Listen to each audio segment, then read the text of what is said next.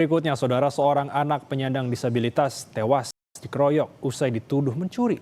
Keluarga yang tak terima anaknya menjadi korban meminta pelaku segera ditangkap.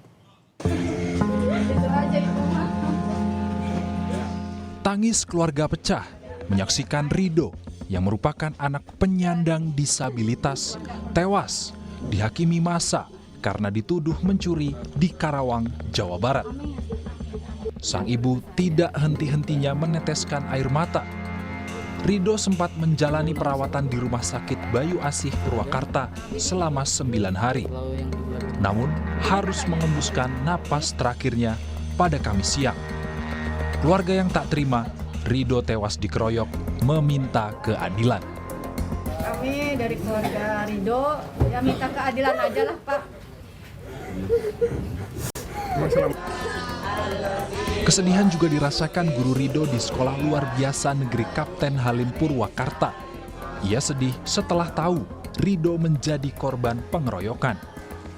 Sebetulnya sangat sedih sekali ya melihat seorang anak yang memang sudah tidak berdaya, tapi masih terus dihakimi seperti itu.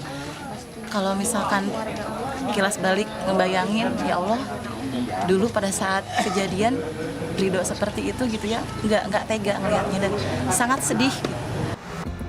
Untuk mengusut tuntas kasus dugaan pengeroyokan yang menimpa Rido, anak penyandang disabilitas Polres Karawang mengaku telah mengantongi identitas pelaku. Dalam waktu dekat, para pelaku akan ditangkap.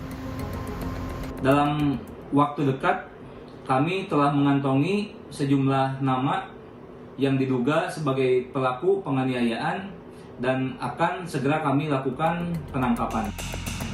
Usai diotopsi di Rumah Sakit Kartika Asih Bandung, jenazah Rido telah dimakamkan di Purwakarta, Jawa Barat.